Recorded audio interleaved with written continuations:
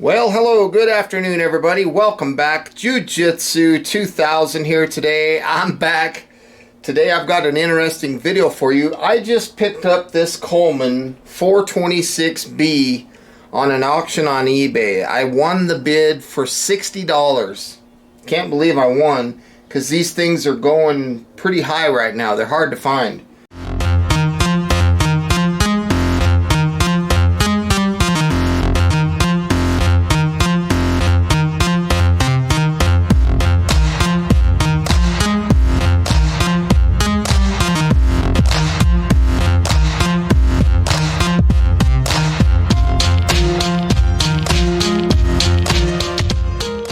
I'm taking it apart, and the first thing I noticed is this cap that goes on the fuel tank is bad. So to fix that temporarily, I cut a small piece of rubber from a bicycle inner tube. This works pretty good, so I'm going to put that on the cap. I looked at the pump, and the pump is good. The pump seal is good. It just needed a little oil. This thing was very dry.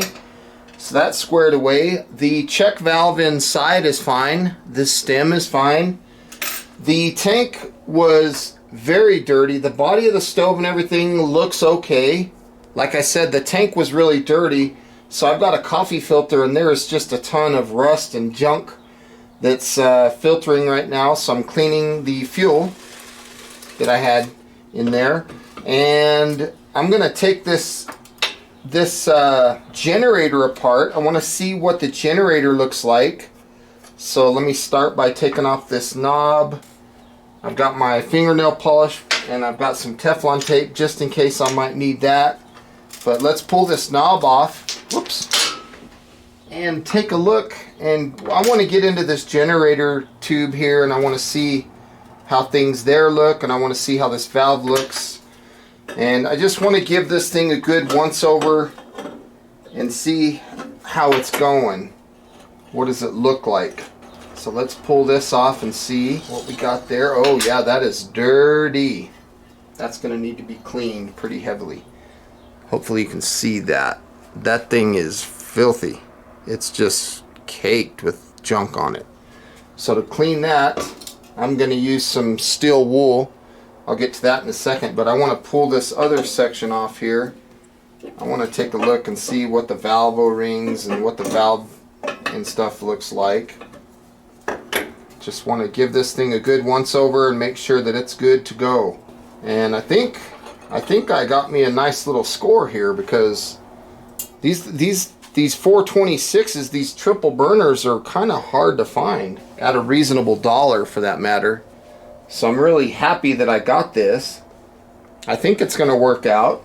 I mean, everything looks like it's, you know, little TLC will go a long way on these things, I think. So I'm going to put my steel wool. Boy, that is just terrible. I hope the camera can pick that up for you guys. That is just terrible dirty. So look at all that junk on there. That thing is just ridiculous dirty. So they must have been running some pretty nasty fuels, or they never cleaned it. So I'll take a little oil, put the oil on this steel wool, and I'll just kind of slide this bad boy off. Just one direction. Just go away, because on the very tip there's a needle there, and I don't want to get into that needle. I just want to clean this. This is stainless steel, so this is one of the good ones. These stoves, they don't take a lot to maintenance them. They're very simple. Basically, you got a pump that needs looked at, you got a check valve that needs looked at, this little rod needs looked at, and the spring inside of that generator tube needs looked at. I don't know if I'll be able to get that out or not. Sometimes you can, sometimes you can't. So getting this cleaned will definitely let the fuel flow a little better. The needle on the tip there looks like it's in good condition, so I'm thinking that the flame control will probably be pretty good. It's just this area right here is really dirty on the tip there. So you got to be careful when you're messing with this rod. You don't want to bend it or anything like that. So there we go. Let's run my rag through it and just see how we are. How's that looking? Yeah, that's a lot better than it was. So I'll set that aside for now. And I think I'll try to take this jet off and see if I can get that centerpiece out.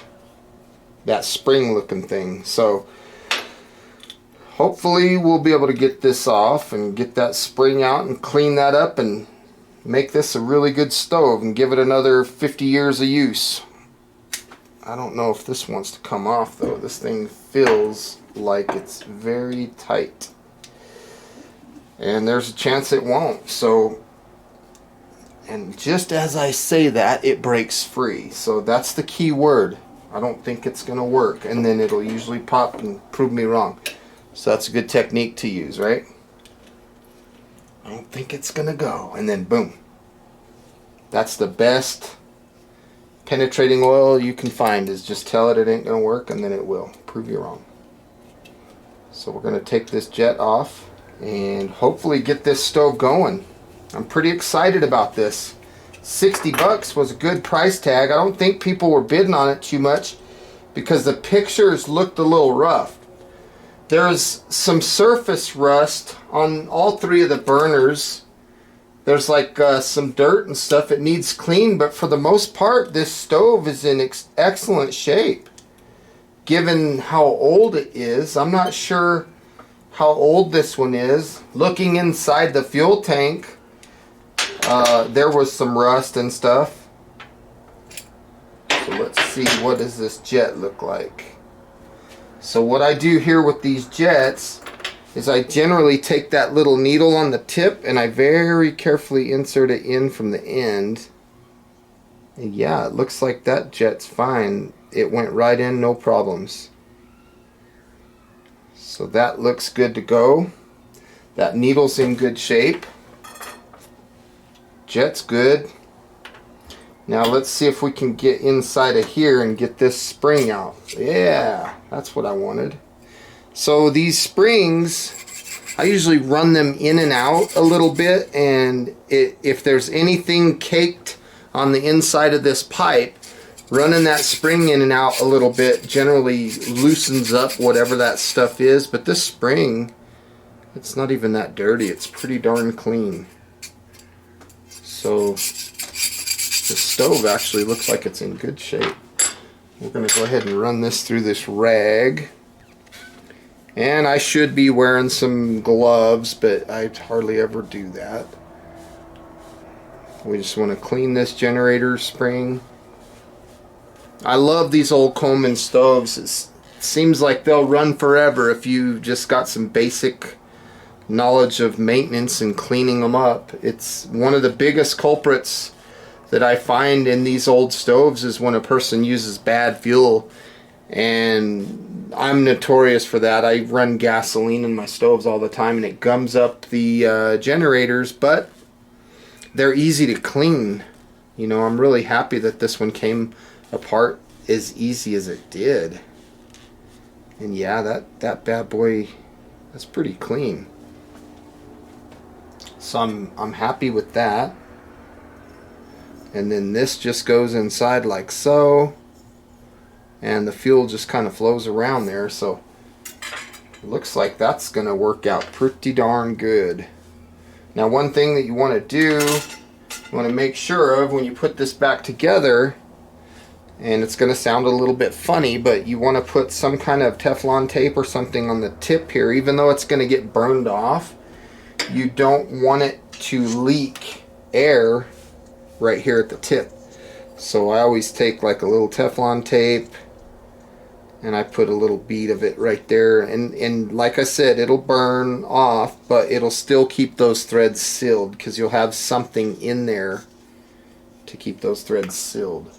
So that's a good technique that I like to try to use. So we're going to stick that in there. We're going to stick this jet back on, and we're going to get right up on that Teflon tape. Make sure I'm not cross threading this. Get those threads right. Okay, so we'll get that down. I should have used a box end wrench. Okay, so far so good. I just got to hold this. I got to back this up here. Kind of funny trying to hold all this. I should just put this in a vise, tighten it up, but by the time I get over to the vise and change the camera angle and everything, this will already be done. So I'm just gonna tighten that bad boy up, get it nice and tight. And there we go. Doesn't have to be gorilla tight on the end there, just snug it up. So that is ready to go. Let's pull this off, and I want to look inside that tank. So let me set this stuff aside for just a second here. I want to look in that tank and see what's going on inside with this part here. Sometimes these break free, sometimes they don't. I don't know how this is going to go. All I know is I'm going to give it a shot. If it doesn't want to break free, I'm not going to force it to. I'm just going to try to. Let's see what happens. There we go. Got it to break free. So this is basically the lighting lever and stuff like that. We're going to take a look at that. Just make sure everything down here is clean. Oh yeah, we need to clean that up a little bit too. That's pretty dirty down in there. And the tank too is pretty dirty. Try to clean up these threads a little bit. A lot of times with these stoves, it's just about cleaning, and it's about, you know, making sure stuff is taken care of well, because they don't get a lot of maintenance. So what's happening with this lighting rod is you'll have this little pin that'll go through this hole in the bottom, and as long as when it's in the up position it plugs that hole, that's good, because then it'll suck vapor from this upper hole and it'll start the stove with vapor instead of liquid fuel. That's why that's so important. I'm not going to take this apart. It looks okay, a little dirty, but that's kind of to be expected, I guess. It's a very simple piece here. I'm not going to take this lever apart or anything like that. There's not really a need to. I just want to clean it up and take a look and see if it's operating right, and that's really all I'm trying to get out of this step right here, is just seeing that it's operating good. Clean it up a little bit, maybe get rid of some of that stuff with this steel wool here, any of that junk that might have been in there, because it's probably had old fuel in it sitting, you know, on the shelf for a month or something. So this next step is kind of interesting. What I do when I put this back in, I like to coat the threads with nail polish. It's like a Loctite almost, and it's almost like a gas kind of sealant. It works really good. I use this on a lot of my stove rebuilds, and it works good. And the reason I like using this more than like a Loctite is because this nail polish will come off. Loctite is too much sometimes, so this will make it where if you want to break it free, you can easily break it free in the future. So I'm just going to paint that bad boy. Be very giving on it. Don't be too conservative. Give it plenty. And now we'll put this right back in and thread this right back in, and we'll call the tank good to go. We need the lighting lever to be on the left there. So we'll stop about right there. A little bit more, just a tad bit. Right there, that's it. That's all we need. Nothing too significant. So here, I want to see how's that packing in there. It's pretty good. I'm not seeing any issues with the packing. I got most of this stuff off here. And these are really the main parts of a stove that you got to pay attention to. So this portion here that's going to go in this tank, the same thing. I'll use a little bit of fingernail polish on that and these threads as well. So fingernail polish is my best friend when it comes to repairing these old stoves. These tanks and control valves and all this. And again, don't be conservative, use plenty. Just don't get it all over the place. You don't want a messy job. You want to be effective, but you don't want to get too crazy with it. So we'll just pop that in there. So now we basically have a rebuilt generator. There we go. Doesn't have to be gorilla tight. We're not trying to get all crazy. Same thing here. Don't get it inside there. Just make sure it's on only the threads, top and bottom. I dropped a little bit, but don't worry about that. We'll put this very carefully inside of that spring. Don't push anything hard at this point. Everything should go fairly easy here. If you run into anything that feels like it's taking a lot of effort, just stop, pause for a minute, and look and see what you're hung up on. Because we don't want to break that needle or anything like that. So let me find this little wheel. Put this wheel on. A little bit of Loctite on the screw there.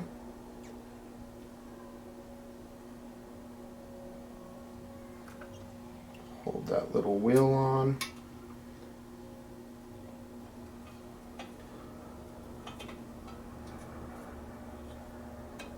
There we go. So I'm going to back this off a little bit and see if I can continue to tighten this bad boy. I want this all the way in the open position, and then once I get it there, I'm going to thread this on so that I don't accidentally break that needle.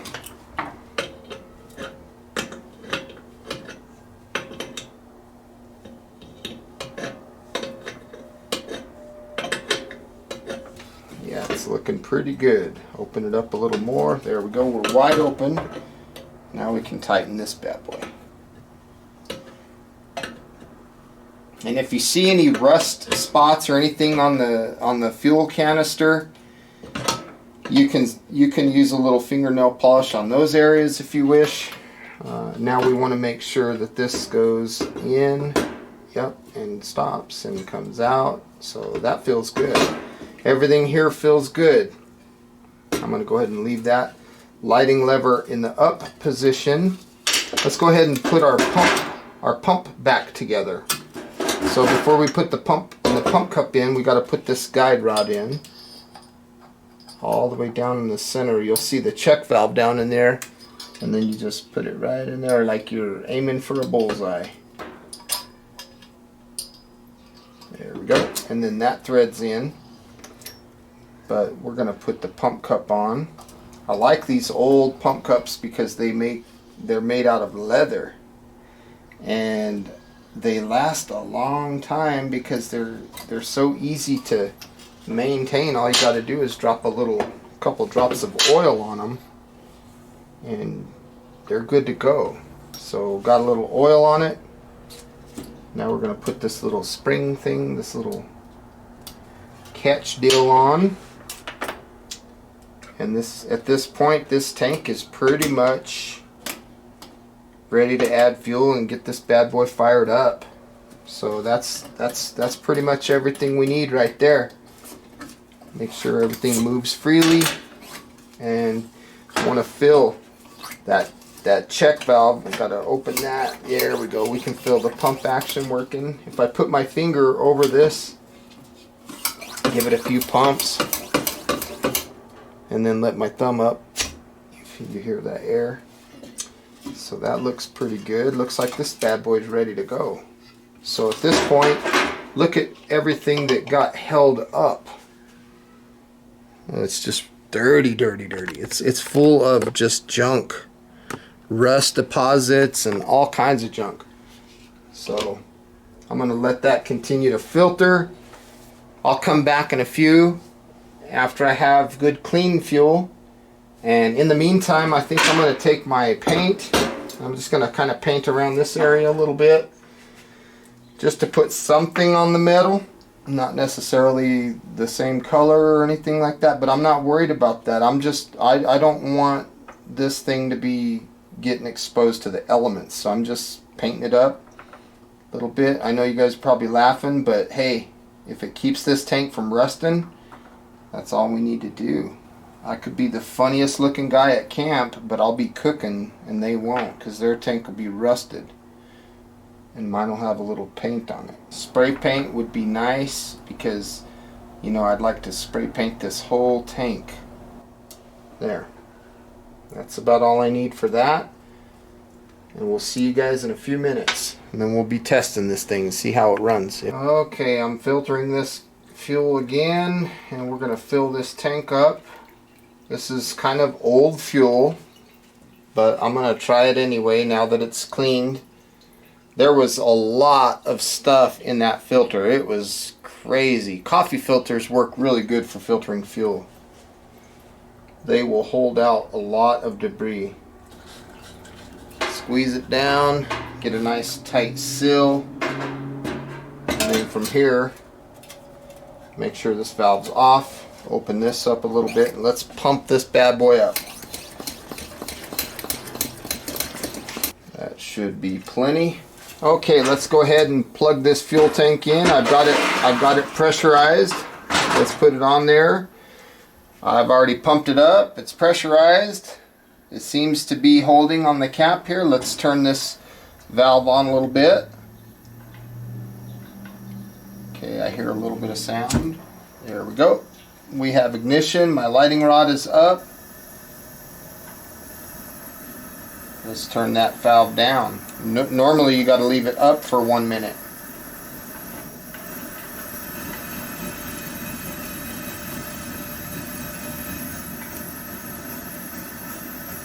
So at this point we're just trying to heat the generator up hot enough to where it gets rid of those yellow flames. And those yellow flames might be because the fuel is old. I'm going to turn these lights off so we can get a better glimpse of that flame. Wow, that thing's putting out a nice flame. Very nice job.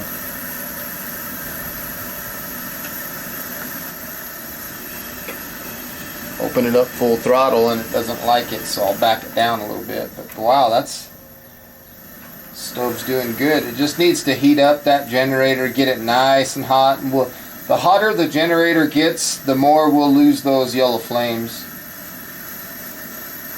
Now if we want to try this satellite burner here, I'll just open this butterfly valve here and light that bad boy, and then open it up. I think I got too much there. Let's turn it down. This burner needs to warm up. I'm going to step behind the camera here in a second, and I'm going to light the other side. The third burner. Same thing, we'll just open that a little bit. Nothing yet. Nothing yet. Let's open it up. Come on, let's give it more pressure. There we go. There we go. Now we have all three burners lit. And we can definitely increase the pressure here. And if we want, we can pump more pressure into the tank, which I'll do that right now. Running all three of these burners takes a little bit more pressure.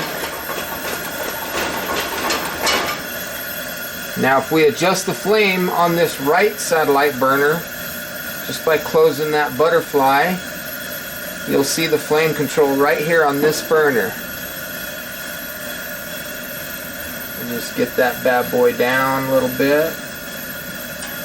I like these secondary burners. They're not as hot as the center burners, so they're good for warming food and they're good for keeping things, you know, warm. That center one's the main cooking burner, but look at how nice the flame control is on this satellite burner here on the right. It's beautiful. These stoves work so good. Let's turn this one off. One on the right. We'll check the one on the left for flame control. Let's see how that one goes. So we'll just tighten this a little bit. I'm very happy with this purchase that I got. I'm so surprised that I was able to pick this up for $60. It just blows me away. Look at how precise the flame control is. I mean, I can get down to a simmer and be cooking on the middle. Let's go ahead and open it back up. The stove is working like a champion. So from what I can see, it's ready for another 50 years or so of use. It'll be with me for the rest of my life. Probably hand it down to my kids when I die. Let's turn this this left auxiliary burner off. And then again, we'll play with the center burner and we'll play with the flame control and see how that looks. But that flame there is no joke. If you can't cook something on that much power, there's something wrong. And you can get down all the way on the center one, all the way down to a crawl too. Turn it down all the way to that, and it's just a nice low simmer. Very, very nice. I'm very happy about this stove. And then of course you can turn it up and get that rip-roaring flame, which I don't think anybody needs that kind of power unless you're just trying to rush boiling water or something like that. You got a big pot of spaghetti full of water and you need to get them noodles boiling or something. That's the only thing I could think of that you'd need that much power for. But wow, what an amazing stove. This thing's really, really nice. I'm very happy with it. So folks, I want to say thank you for joining me today on this video of this Coleman model 426B. Hope you enjoyed this video. This thing is rebuilt, ready to go. It's ready for many, many more years of service. It was easy to fix. These things are so easy to maintain. And just in case you might have been wondering what type of fuel I'm burning right now, I'm using just low-grade automotive gasoline. It will gum up your generator in time if you're using it all the time, but it'll be a slow, gradual decline of the performance of the center burner. And if you pay attention to that, you'll notice when that stove ain't running as good as it should be, and at that point you can clean that generator and do the same thing I did today in this video. But it's not going to just quit on you. It'll just be a slow decline. You'll notice it coming. So it's not like using gasoline like you're going to just lose your stove one day and it ain't going to work. It doesn't work like that. Unless you're just running it 24/7, then it might. But the way we use them normally, you know, you go out for a trip or something like that, you'll see it coming. So again, thanks for stopping by. Hope you enjoyed this. Please feel free to leave your comments down below. Like this video, share this video, and until next time, thanks for watching. We'll see you then. Bye for now.